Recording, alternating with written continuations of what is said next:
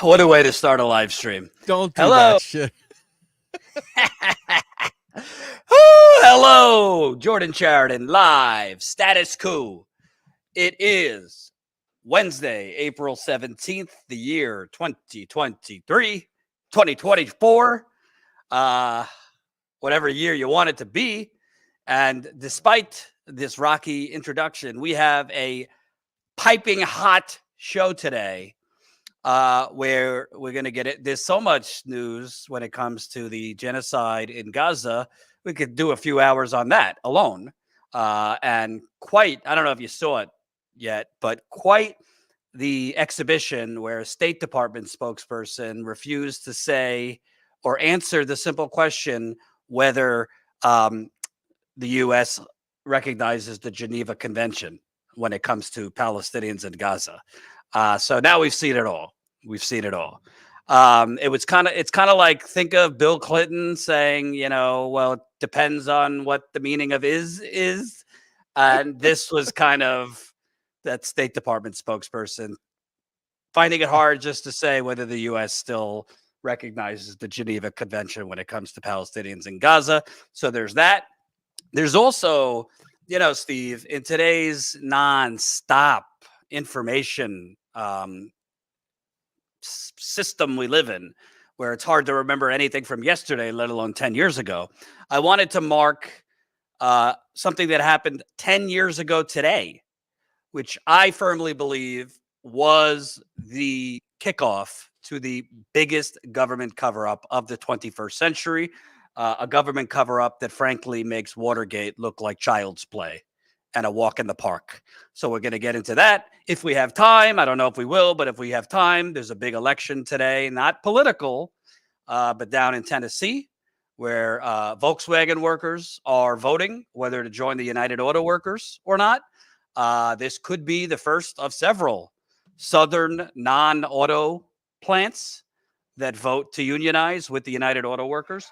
I believe the vote is going to pass, despite Southern governors like Alabama's Kay Ivey writing a hysterical letter to UAW workers about, the UAW not being aligned with our Southern values of $7.25 minimum wage, among other things.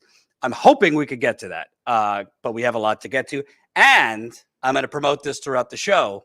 At 6 o'clock Eastern, so less than an hour, we will be releasing the documentary trailer for our upcoming documentary, Flint Fatigue. We are naming it Flint Fatigue. You will find out why when you see the documentary. That's me and my bald spot in the back of my head looking pensively at the Flint River. This documentary, well, I'll wait till more viewers come in. We'll announce it later, but we have a premiere date. We have a website now, which Colin has done a bang-up job of putting together in about 5 minutes. Literally started yesterday, and now we have, it's not like finished, but a decent enough website to show you for the documentary. And I think the trailer is really incredible. For you Status Coup OGers, you remember Ty Bayless was our original cameraman and producer, so he's been working on this documentary. It's not cheap to make a documentary, and obviously we're paying him. So that's why we have at the top of this live stream, we had it, I don't know where it went, the donate link. So statuscoup.com/donate. Please keep that up and donate. Please donate because this documentary is costing us a lot of money. And I'm going back to Flint next week for the 10-year anniversary. And we're going to be in East Palestine as well next week. So continued on-the-ground reporting. It does not come cheap. So donate, super chat, whatever floats your boat, but we need your help. All right, Steve, how you doing in these trying times?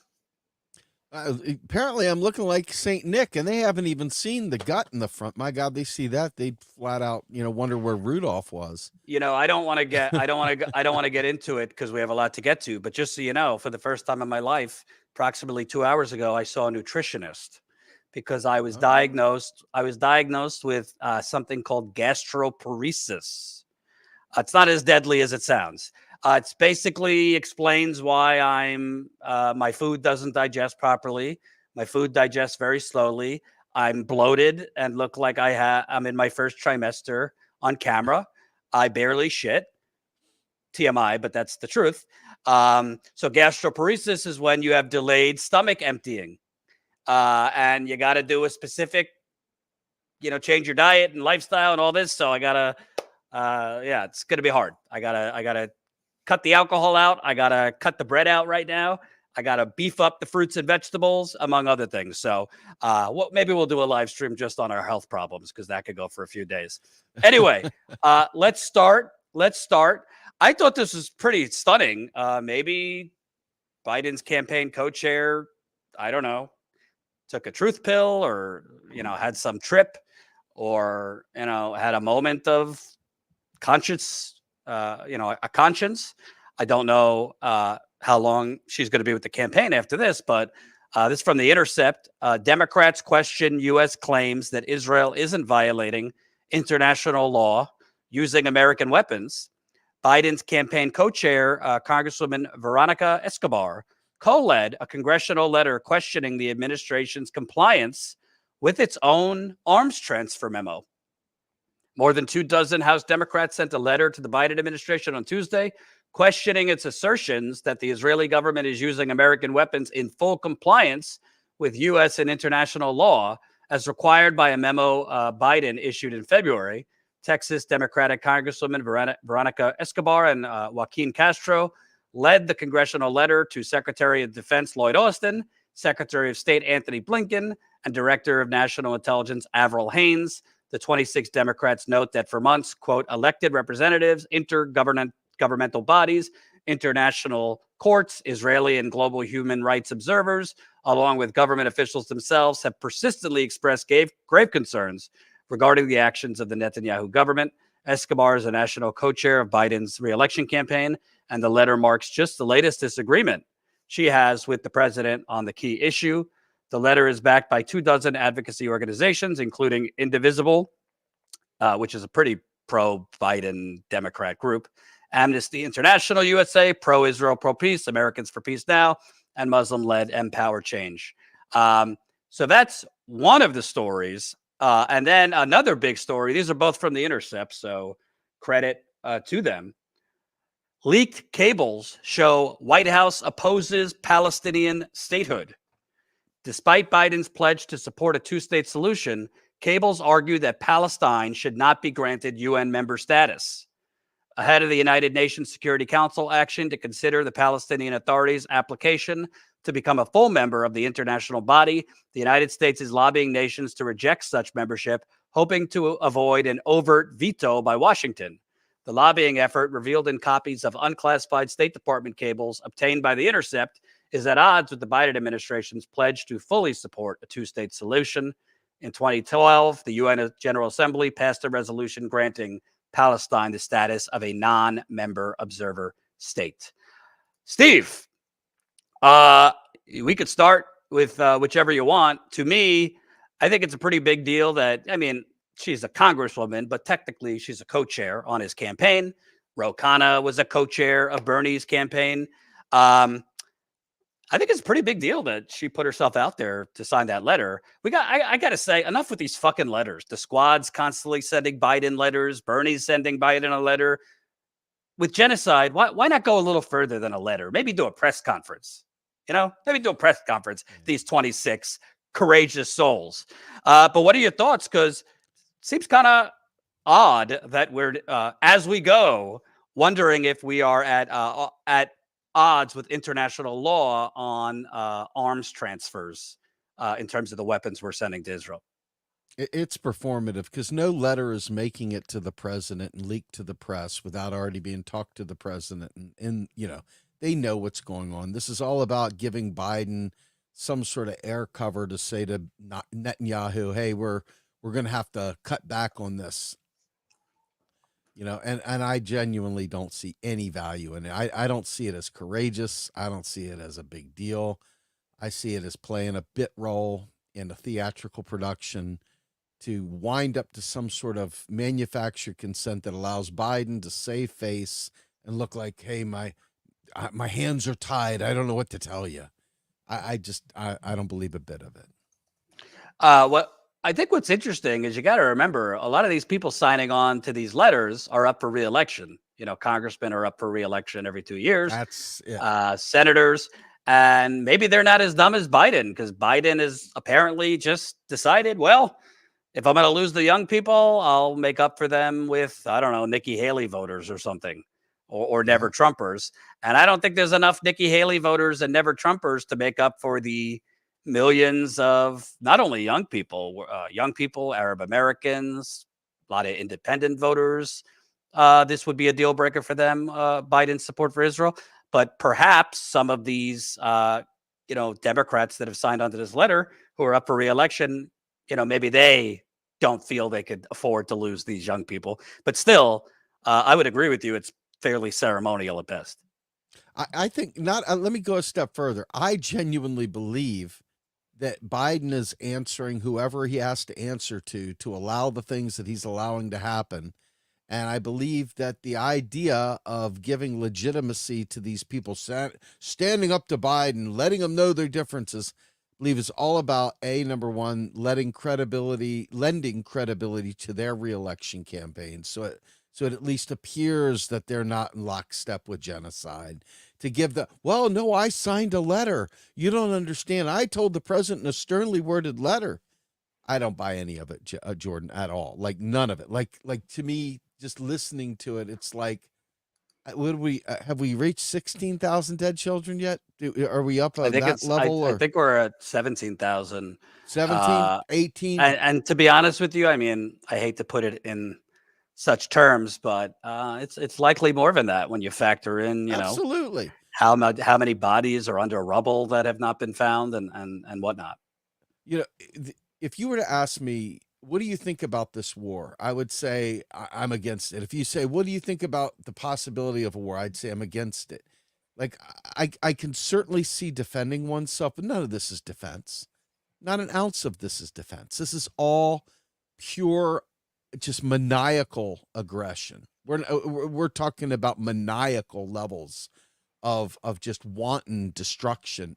The only way you destroy something the way they've done to Gaza is if you have intentions to build something else there. And there's no way in the world. Otherwise, they would have tried to maintain whatever kind of social structure was possible there. And they have literally wiped the entire place. I mean, they practically turned it to glass. So I'm not even remotely moved by any actions they're taking. What are we in the 7th month now? 6.5 months anyway. It's too little, too late. It's all, none of it's real. I can't take it seriously, Jordan. I can't take any of that seriously. The only thing I take seriously is the death. Right. And I want to, for those who came in late, reminder, in about 45 minutes, we're going to be premiering the trailer to our upcoming documentary, Flint Fatigue, which marks the 10-year anniversary of the ongoing Flint water crisis. So after this live stream ends, you'll be redirected to watch the trailer.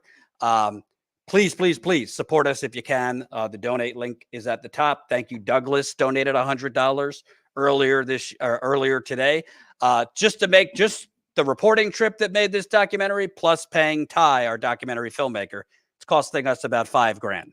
So it's not cheap to make actual living, breathing journalism. So I hope if it's within your means, you can support us either with a donation, statuscoup.com/donate, or sign up as a paying member to Status Coup.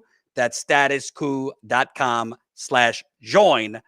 I'll plug this again in a little bit. I want to mention, Steve, on the leaked cable, not that this is a surprise, but you always get from Republicans forget it, but you always get from Democrats, two-state solution, two-state solution, two-state solution. But the fact that they are even trying to veto through the UN Palestinian statehood, it just shows you can't really believe anything Biden is saying. You can't even believe, we say the difference between Trump and Biden, it wouldn't even, policy-wise on this, there wouldn't be much difference. You're still going to have a blank check for Israel. We're still going to be arming them. And I think Trump would just be a little bit more vile about it and pretty much say, finish the job, Israel. wipe them out. I think you pretty much get that from Trump. Whereas Biden, you get the kind of fake sympathy. We need to get more humanitarian aid in, but through actions. I mean, if all they have said, Biden has said, his State Department spokespeople, the Democratic Party senators, congressmen, even many Republicans, we need to, rework and re-energize the two-state solution talks. Well, leaked cables are showing you're trying to block that from even moving through the UN. Why is that? If Palestinians deserve their own state, why would you be doing that? I don't know, Steve. Maybe I'm more cynical, and I don't really hear other YouTubers talking about this. I don't really hear other journalists talking about this. But if you have a brain, if you have eyes, it seems Joe Biden and the Democratic Party think the road to defeating Trump is with a bazooka gun of money and outspending him 3, 4, 5 to 1.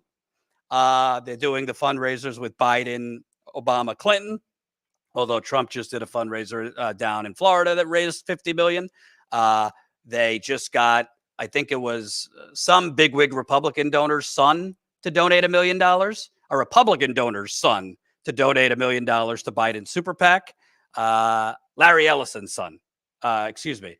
And Biden right now is doing more fundraising than actual campaign events. Kind of reminds me of someone named Hillary Clinton in 2016. She spent the whole month of August in the Hamptons and San Francisco fundraising while Trump was out campaigning. But it seems to me, if you're trying to block even a symbolic thing about Palestinian statehood through the United Nations, I think it has something to do with the fact that Haim Sabin, who's worth $3 billion and is one of Biden's biggest donors, is an ardent Zionist and hates the Palestinians and basically reprimanded his servants, the Democratic Party politicians he bought off back in 2018. He reprimanded them for criticizing Israel's actions in Gaza back during that turmoil, which was much, much less severe than this. Jeffrey Katzenberg is the co-chair of Biden's campaign, former DreamWorks animation CEO. I think his net worth is $900 million last I checked. He's raking in major money to Biden's campaign and donating directly major money. He's an ardent Zionist. I mean, there's a long list of ardent Zionists, some that are actually Jewish and others that aren't Jewish, but just pro-Israel, that are basically the living, breathing heartbeat of Biden's fundraising machine. Does that have anything to do with this? It might, but when you were talking about the difference between Biden and Trump, I just want to touch on this real quick. All that kept jumping out to me was that scene in Silence of the Lambs when Buffalo Bill. I've never seen Silence of the Lambs. It's time. The time has come. You must see Silence of the Lambs. Okay. So there's a scene where they're on the Buffalo Bill and he's got one of the girls down in the well in his house and he opens doors like, yeah. Have you heard of it? No, I haven't. No, not at all. And it's like Joe Biden when it's like, I'm for them. I'm going to help them. I'm this, I'm that. While simultaneously down in the hole, he's got the girl. It puts the lotion on its skin. I mean, this is what I see Biden as. I genuinely, I see him as a ghoul. I see him as everything wrong because you can see Trump a mile away. You go, God damn, I hate that son of a bitch, but at least I see him coming directly at me. I see Biden coming at me too. I see him just the same as Trump. But I know a lot of people still hold out because he says those all shucksy kind of folksy things. And they go, Joe may not be perfect, but he's better than Trump. And then they start breaking out every crime Trump ever did. And you got to hear the shit. It's kind of like going up to that guy at the park and you say, hi, how you doing? And he sits you down and wants to talk to you for an hour about nothing. That's what the Democrat that defends Biden reminds me of. That asshole that just sits there and puts their hand up against the wall and kind of traps you in your personal space, trying to tell you about like their gallbladder or their kidney stones or something like that. Just annoying and full of shit. Absolutely. Now, moving on from these two stories, there was quite the cringe scenes that went on in the State Department, I believe yesterday and today, between State Department spokespeople, to the point where, I don't want to say I feel bad for these State Department spokespeople because they're paid to lie and just carry water for, Lockheed Martin, Northrop Grumman, Raytheon, Boeing, et cetera, et cetera. They're just paid liars and spokespeople for the military-industrial complex. But at the very least, you think you could just get a simple yes. We recognize the Geneva Convention. Not so much when it comes to Palestinians in Gaza. Folks, I hope you're not on an empty stomach or a full stomach, whatever the phrase is, because this one, it was really hard to watch. Colin, let's play that clip. At every conversation that we have with our partners in Israel, we continue to stress the moral and strategic imperative that they have to work on deconfliction mechanisms and to ensure that civilian harm is minimized in every which way possible. And we'll continue to stress that every way we can. Will you look at this report? I am sure we'll look at this report, Sam. I don't have any comment on it right now. Do you recognize the Geneva Conventions as applying? I've answered your question, Sam. No, you haven't. Go ahead. You've evaded it, and your colleague deceitfully responded to it. Do you recognize the Geneva Conventions? It's a simple question. Go ahead. Do you recognize the Geneva Conventions as applying to Gaza? When you interrupt me, it's not a matter of you. I'm not asking going for a to simple take additional answer questions. to a simple question. Go ahead. You got two questions. I'm totally No, I didn't get two questions. You did. You asked a question about your report and you asked a follow-up. Please go ahead. You're refusing to answer it. Go ahead, sir. Do the Geneva Conventions apply to Gaza or not? Apply to everywhere on the planet except for the Palestinians. Isn't that right? We continue to stress everywhere that international humanitarian law needs to be abided by and respected. Go ahead. Do the Geneva Conventions apply? You are now interrupting your colleague. Go ahead. I'm interrupting you. I'm not interrupting you. I'm insisting on an answer to a critical question. Go ahead, sir. I'd like to ask. Is that a Republican? I just need to know, is he on Team Trump? Is that a Trump guy? No, that's a state. I mean, these are all lifetime bureaucrats. A lot of them have served in Democrat and Republican administrations, but technically that is a Biden administration spokesperson. Huh. Okay. I just want to make sure, because if anybody says something about, but what about Trump? I just want to make sure that I had that down. Okay, go ahead. I'm sorry. What's startling about that is he said, and he was very specific, do you support the Geneva Convention when it comes to Palestinians? Simple. I mean, straightforward. It's pretty simple. And his response, it's like the classic limousine liberal response, like, you're being rude, or when the climate kids interrupt police. Interrupt the wealthy fundraisers, demanding a climate emergency. You're disrupting our event, or like you're an invited guest. It's not about the actual question. It's that you're being rude or you're interrupting your colleague. But it seems like a slam dunk answer, and he couldn't answer. And the only reason I could think of is the same thing I keep saying. It's about the money, Lebowski. It's not just that the people funding, and I'm not just talking about Biden's fundraising campaign, presidential campaign. I'm talking about Democrats across the board, the DNC, the Republicans across the board. They're hardcore Zionists. They don't like brown people, period, not just Palestinians. And they do not like, a lot of them don't like these protests going on, disrupting, Jonathan Chait. Yeah, disrupting people driving home. I get it. If you're a working class person, you got to get home to your kids or whatever. I get it. It's a disruption, but compared to, being nuked in Gaza, not so much of a disruption. But the fact that he just couldn't answer, to me, I just feel like there's some type of doctrine coming from the top. Just put out, kind of woke signaling, but don't actually say anything definitive about Palestinians having equal rights than anybody. Yeah, I let me just say, I hate the term as it's been destroyed, woke, because it has such significant, real, meaningful, history.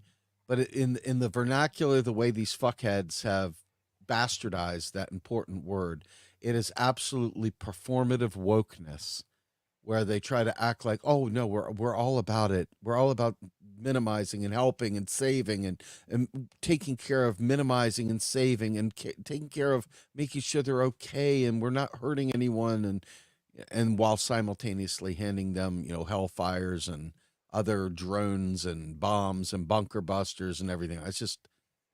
I can't, man. If these people are a cancer, they're an absolute fucking cancer. Can't stand it. Cannot fucking stand it. And, at a certain point, I have to keep saying, and this kind of gets into the modern monetary theory of it all. You and I have talked about the absurdity of the how are we going to pay for it business. During the Democratic Party debates, it's always how are you going to pay for it? Yes, I'd like unlimited ice cream too, Bernie, but how are you going to pay for it? Well, why is it that they have to ask how you're going to pay for it for every little thing that will actually help human beings, healthcare, education, the climate crisis, poverty, et cetera, but there's pretty much zero fiscal conservatism, fiscal due diligence when it comes to the arms we're sending to Israel. Basic questions about what are they doing with the arms? Are they following international law? Do we recognize the Geneva Convention? It just seems like that whole nickel and diming everything and making sure that we're being responsible completely out the window when it comes to this situation. And I wonder why, Steve. I said it before, I'll say it again. And folks, this is going to sound like a wash, rinse, repeat. I apologize in advance.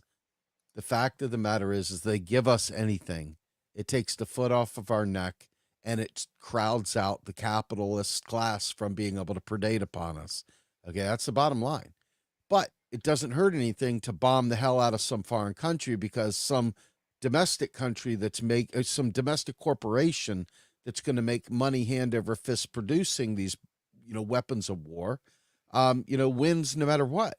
So anything that makes our lives a little bit easier is something that they're going to naturally be against. Anybody who believes that they're going to do something for us is not only delusional, but has no understanding of class in this country, has no understanding of the role of the capital order and the role of the working proletariat, and has no understanding of the fact that they're not there to serve us. So this is why they get away with paying lip service, and this is why they get away with doing all that stuff, because they have no intention of doing a single decent thing for us. And then there's always this middle management, bourgeois, petty bourgeois bullshit artists, these managerial class academics that will sit there and say that Joe Biden stuck the landing during his State of the Union address, and they'll run air cover for all the garbage, trash that the Democratic Party does, and simultaneously will never acknowledge the fact that these are basic things we're talking about them doing, and they won't do it. And they won't make that point because they have a career to protect. So in the end, we're sitting here swimming on our own with people that are dealing with polycrisis after polycrisis after polycrisis. And in fact, some of this shit may even be AI driven. Some of these polycrisis, these articles that go out there to misinform the public. Who knows? At this point in time, I can tell you that we are fatigued. Regular people are fatigued with all the bullshit getting thrown our way. And they know that. And so they can get away with this because you can barely lift your arms. You're so exhausted from all the nonsense that they throw at you. And then we do it to ourselves because then we start spinning in circles, coming up with bullshit and misdirecting people ourselves. We're up against a really, really tough thing that requires us to block out all the noise and focus on these very, very serious issues of class, of can you elect somebody that actually listens? The answer is no, but you'll convince yourself, but we've got to save this democracy. I'm telling you, it comes back to the same thing.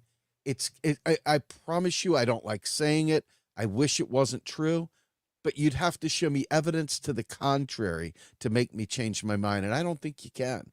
I'm absolutely convinced beyond the shadow of a doubt that they'll say whatever they have to say to get some normies to fucking go in line with them, to sit there and door knock and to talk about saving democracy. And then the next minute, they'll do the same shit over again. And it's never going to get better until we do something different. And that different isn't voting. That different isn't campaigning. That difference isn't door knocking. Difference is organizing outside of the electoral process. That's it. And remember, folks, in exactly a half hour, we're going to be releasing our Flint Fatigue documentary, the trailer.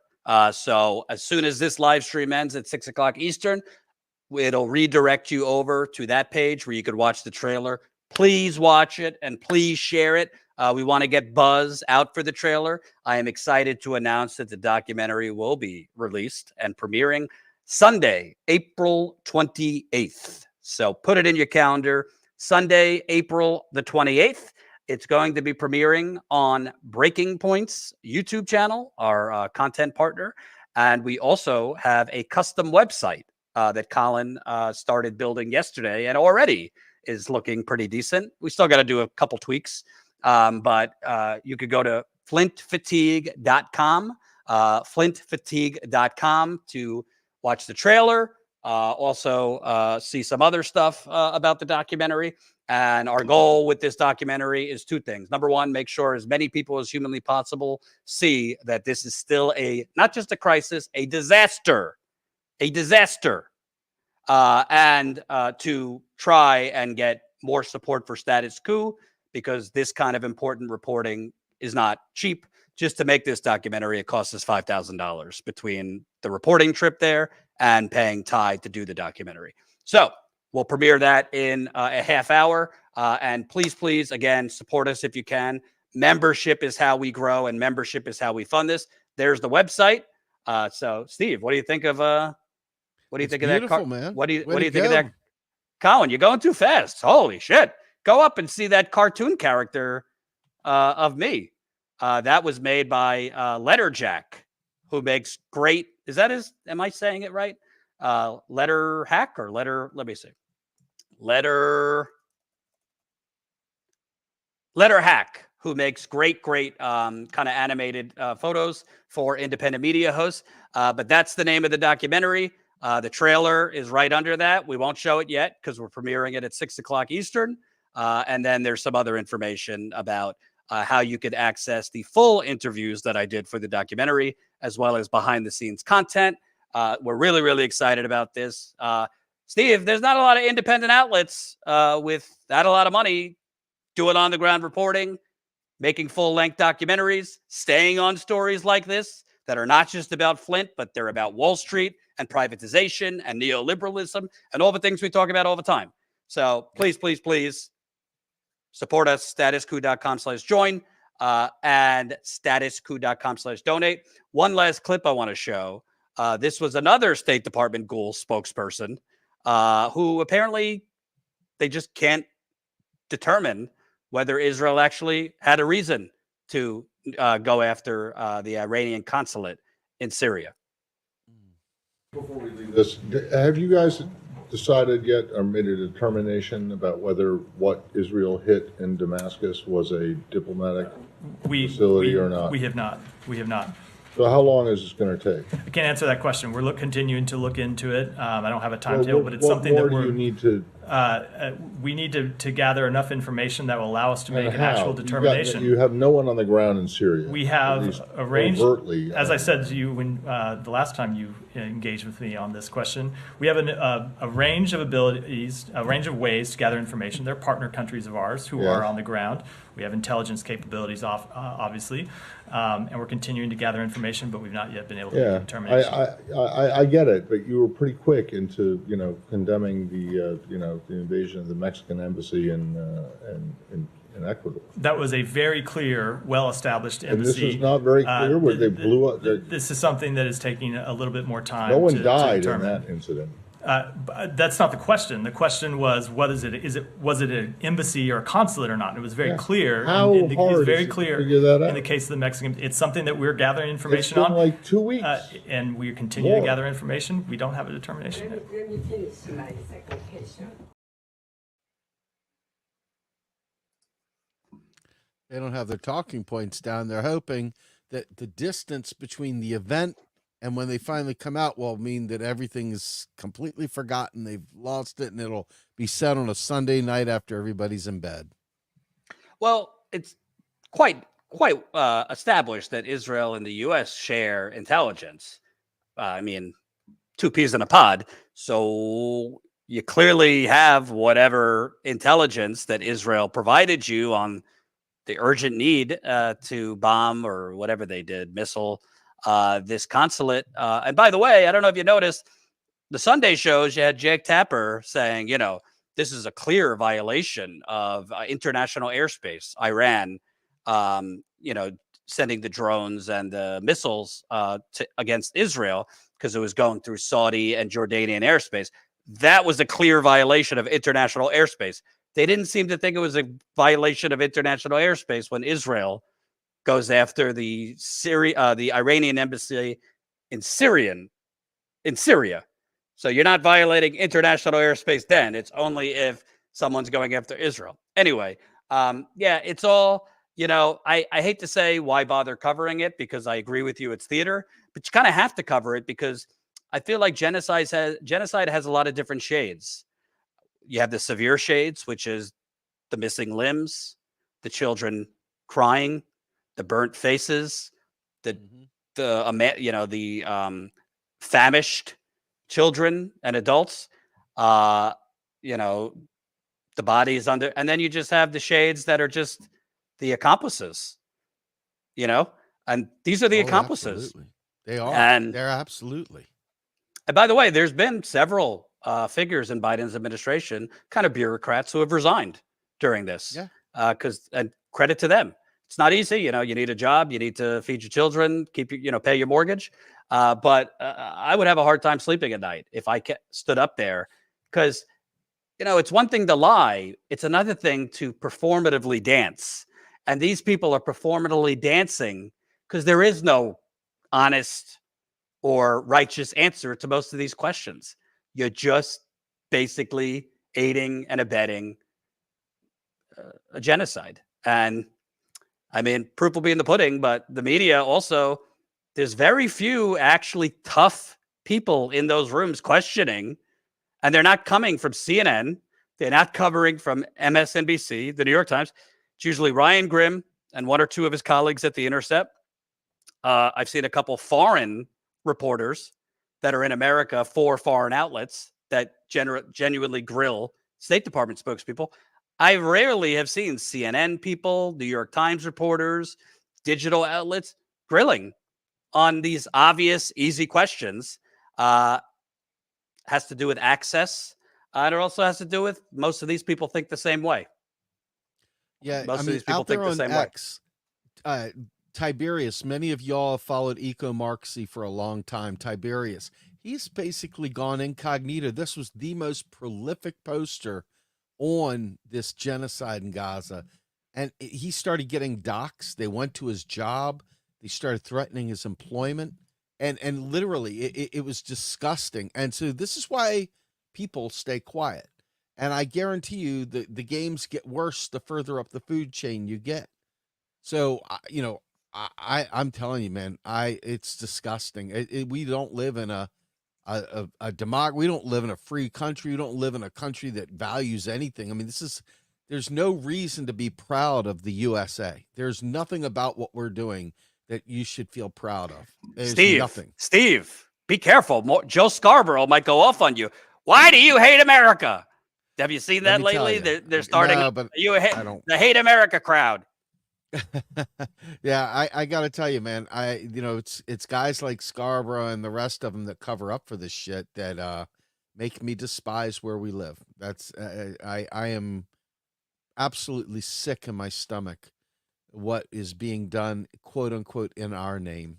Steve, if Status Coup gets a major donor or major investor, and we get enough money to do like a Michael Moore follow-up to Where to Invade Next, remember he did his little film going around the world and showing how other countries are better. I think you and I should go to a bunch of countries and show the world. Here's how civilized people get to live, where corruption isn't as rampant. So if you're a big donor out there and want to pay for something like that, please let me know. All right. Moving on. And 200 people watching, smash that like button, share this live stream. In addition to everything, make sure you subscribe to Real Progress in Action. That's Steve's channel for Real Progressives on YouTube. They do great work. So that's Real Progress in Action. The link is in the description. It's Real tough times. Real Progressives also. It's tough times on YouTube. Our views are down. A lot of people's views are down. I think YouTube changed its algorithm once again without telling anybody, because I've noticed it's been tough getting our stuff out there. So please subscribe to Real Progress in Action and Real Progressives. I want to switch topics. This is not a sexy story, Steve, and I could promise you there's not another outlet in America that is talking about what I'm about to talk about today. And by the way, thank you so much for heeding the call. Tony D just gifted 1 Status Coup membership, and so smart, so smart, so stupid. I say smart. Gifted another Status Coup membership. I am not beyond begging. 200 people watching. We need to grow our membership, and we need to do it lickety split, because after this next reporting trip, we can't go on the ground for quite some time, because we have a lot of money has gone out the door, not because we're reckless, but for reporting. Between the East Palestine trip we took 2 months ago, the Flint plus West Virginia trip we just took, the Flint documentary we're producing now, the live streaming costs, we've covered over 40. Let me repeat, over 40. John Farina deserves a fucking Peace Prize. He has covered over 40 ceasefire protests in New York City and D.C. Hell, he was almost arrested the other night by these barbaric, out of control NYPD officers. That's another thing we need to talk about. They almost arrested him. I don't know how he got out of it. He was handcuffed with one arm, and they let him go. They were about to arrest another journalist, too. He also had an eye injury from the flares that were going on the Brooklyn Bridge.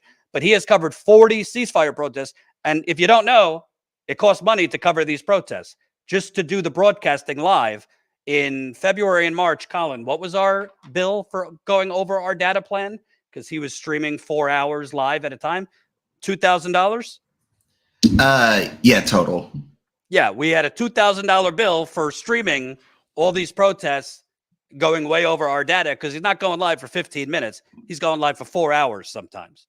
So please, unless you know of another outlet doing all this on-the-ground reporting on everything from the Flint water crisis and cover-up, East Palestine being nuked by Norfolk Southern, the railroad, the ceasefire now protest, the West Virginia water crisis, producing and directing a full-length documentary on Flint, it all costs a lot of money. I might sound like a broken record. It's because we don't have any big corporate sugar daddies or mamas funding us. If we did, I wouldn't ask you for money. We don't. By choice, we don't. So please, if you're on the fence, you could become a member to Status Coup for 16 cents a day. If you can't afford that, that's no shame in that, no judgment here. A lot of you can afford 16 cents a day. And I think it is going to be better spent on real journalism than a burnt cup of Starbucks coffee or whatever other knuckleheads are asking you for money, but they're sitting in a studio bloviating out of their assholes. I digress. All right. I want to read from this Substack piece that we released earlier. Again, Status Coup Substack. And part of it actually is a short part of my book. So this is kind of a release, an excerpt, as they call it, from my book. This book is coming out on Sunday. In August. This book is coming out in August. We the Poisoned. And something happened a decade ago today that I believe set in motion the biggest government cover-up of the 21st century that a lot of people don't know about, Steve. So on April 17th, Mike Glasgow, lab supervisor at the Flint water plant, emailed officials at the Michigan Department of Environmental Quality. So basically like Michigan's EPA. 8 days before Flint's expected switch to the Flint River as its drinking water source. Glasgow, again, he was the head of the water plant. He wrote, "I do not anticipate giving the okay to begin sending water out anytime soon. If water is distributed from this plant in the next couple of weeks, it will be against my direction. I need time to adequately train additional staff and to update our monitoring plans before I will feel we are ready. I will reiterate this to management above me, but they seem to have their own agenda." So, Steve, not that we're an expert here on government ethics, but if the head of the water plant in a city of 100,000 people tells the police, in this case, the police are the environmental officials, no way, stop sign, we're not ready. Can't switch to a whole new water source. For you out there who, know water and biology and, a river is much more acidic than a lake. Flint was getting its water from a lake. Switching to a river, it's 19 times more corrosive. The Flint River had centuries of corporate dumping going on. General Motors, DuPont, Dow Chemical, to name a few. This is the guy waving, hey, stop sign, blinking red lights, we're not ready here. He didn't get a response. He did not get a response from anyone at the state environmental official. They blew off Paul Revere in this case. I don't know if it's the best analogy, but you get my point. Okay. So that was 8 days before they ultimately switched. Now I'm going to reveal some stuff that's never been out there. Glasgow, along with most of the workers on the plant floor, have been warning their city bosses, including the unelected emergency manager appointed by then Governor Rick Snyder to seize control over Flint, that the plant was not ready or equipped to safely treat drinking water from the Flint River that would be sent out to the city's 100,000 residents. But tragically, city and state officials reacted to Glasgow and other plant workers with a simple message. No is not an option. Come hell or dirty water, we're switching to the Flint River. After Glasgow emailed state environmental officials that he could not sign off on switching to the Flint River, they did not respond. That's right, the state simply ignored the head of the Flint water plant stop sign not to switch to the Flint River. As will be revealed in my book, We the Poisoned, Inside the Flint Water Cover-Up and the Poisoning of 100,000 Americans, the Flint water plant was much worse off and unprepared to safely treat drinking water from the Flint River. Despite knowing this, then Governor Rick Snyder's administration and his unelected emergency manager he appointed to rule Flint insisted the Flint River switch proceed anyway. In the book, you'll learn the scandalous reasons why. And trust me, you do not know the full reasons why. And like I say, follow the money. Here is a short excerpt from my upcoming book, which is available to pre-order. The link to pre-order is under this video as well. On the dire straits plant workers were operating under. This excerpt mixes different parts of Chapter 8 together. Steve, if you'll allow me, I'll read this quick. Hell no, we can't do it. We are not ready, Matt McFarland recounted, telling superiors. There wasn't a lot of time to do anything as far as upgrades to our plant. We knew we weren't ready to run. The plant only had a temporary chlorination system. Its ozone system, used for deeper disinfection of bacteria and heavy metals, wasn't working properly. The water softening system had structural problems. The plant's weirs, small barriers inserted to control water flow, were either not installed or completely submerged in the water. The SCADA software system, which measures real-time data, was outdated. For years, media coverage on the water crisis framed a simple story. To save money, the state and city decided not to add corrosion control chemicals to Flint River water. But the media had it wrong. Quote, we didn't even have the equipment or the chemicals to feed corrosion control when we first went online from the Flint River, Glasgow revealed to Flint Special Prosecutor Todd Flood. 10 months before the Flint River switch, workers at the city's water plant called off doing more engineering tests. This is truly scandalous. The decision and their reason should have alarmed the powers that be, pressuring workers at the plant to move mountains to ready the plant for the Flint River switch. Quote, the plant was found to be in such a state of disrepair, we could not fully evaluate the plant because a number of treatment systems were not operating. Warren Green with the engineering firm Land publicly testified. In February of 2014, MDEQ approved a permit for the Flint water plant to operate full-time ahead of the move to the river. But ahead of the April switch, the pressure on the water plant's lab supervisor, Mike Glasgow, intensified. Quote, they explained it as they were following their orders. They were passing on the marching orders. He told Special Prosecutor Flood about instructions he received from Howard Croft, Flint's public works director. Glasgow believed Croft was merely a puppet, passing down his orders via Snyder's proxy, emergency manager Darnell Early.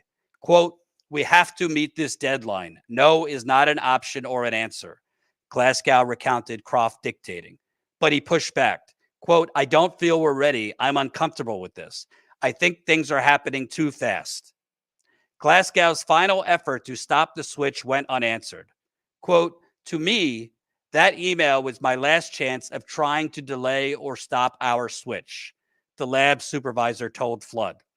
It's my last, I guess, scream for help. Why I think this is so significant, Steve? Have you ever seen these movies where, a plane gets hijacked and the pilot at gunpoint start the plane by the hijacker? That's essentially what this is. Yep. That's what this was. But the hijackers were the government officials that were supposed to be representing and protecting 100,000 people. Here you have the pilot.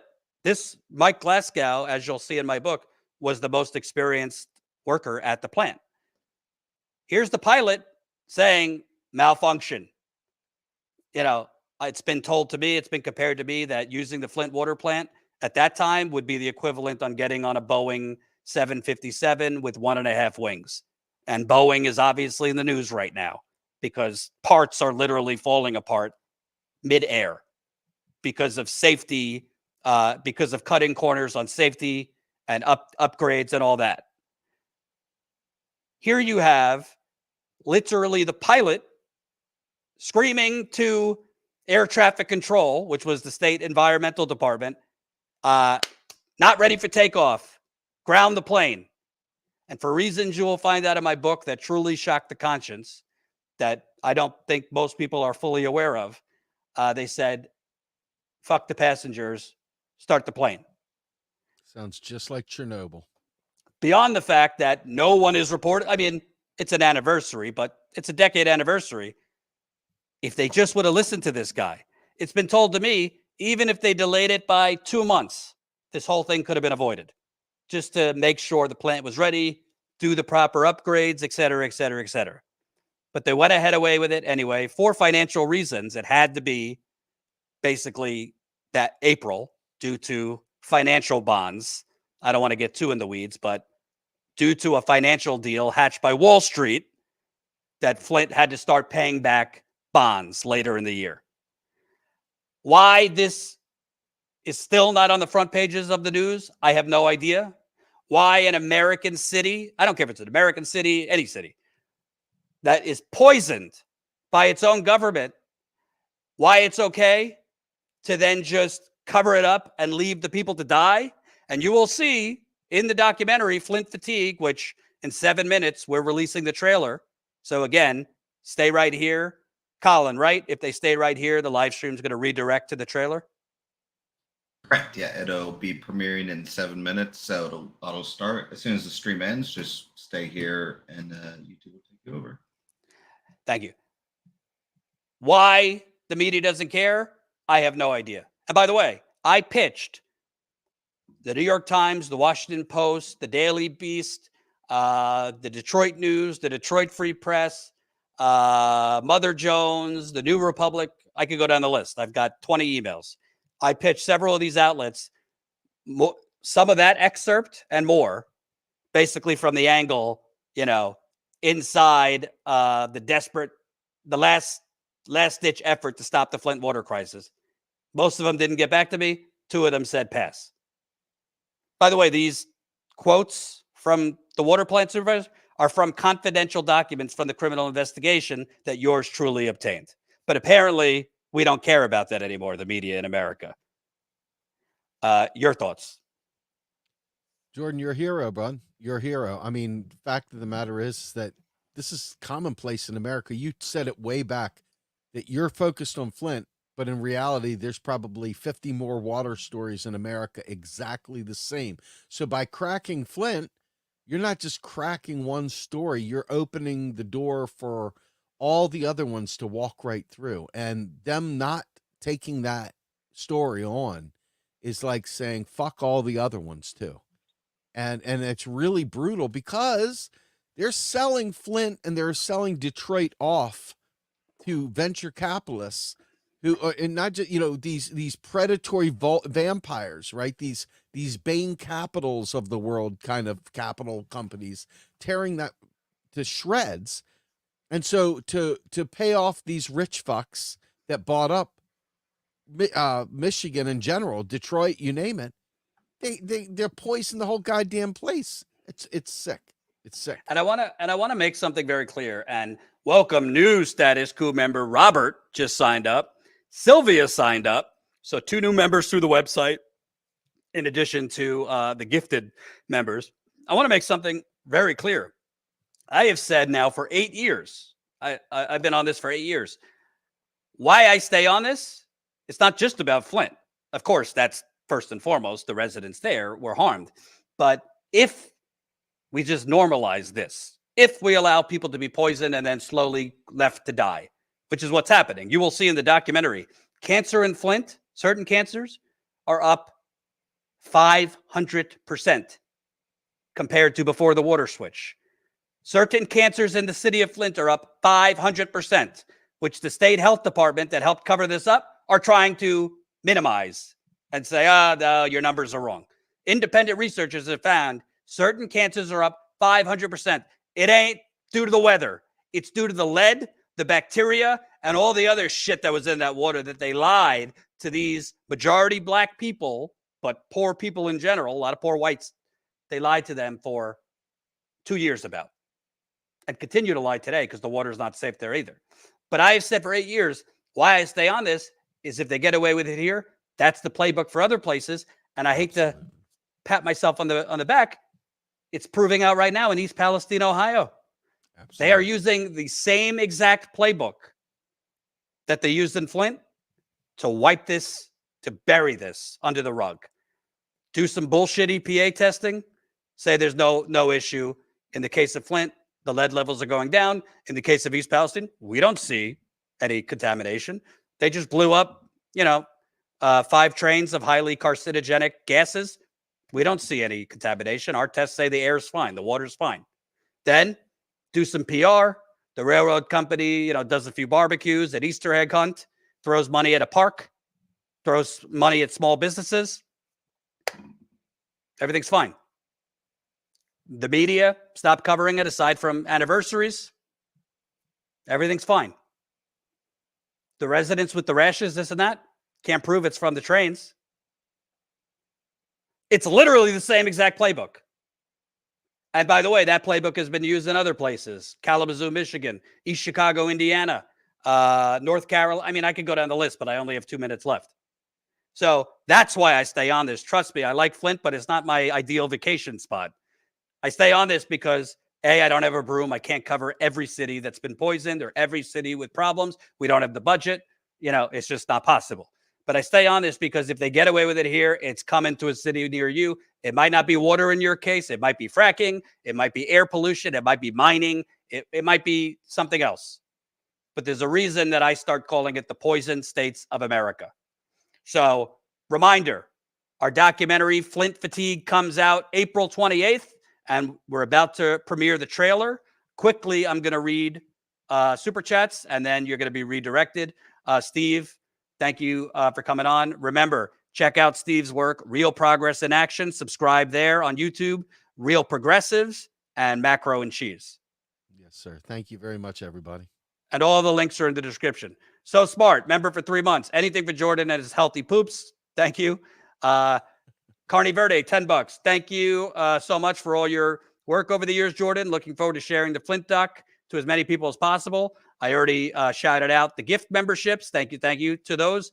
Kami John, $5. Thanks a million for having the Grumbazer on yet again. Appreciate you, Status Coup. Keep up the good work. We're taking you to the trailer for the documentary. Please share it. Please leave a comment. And please, pretty please, cherry on top, donate to Status Coup or become a Status Coup member. You could do one. If you only do one, become a member, statuscoup.com/join. Already a member, donate. Peace.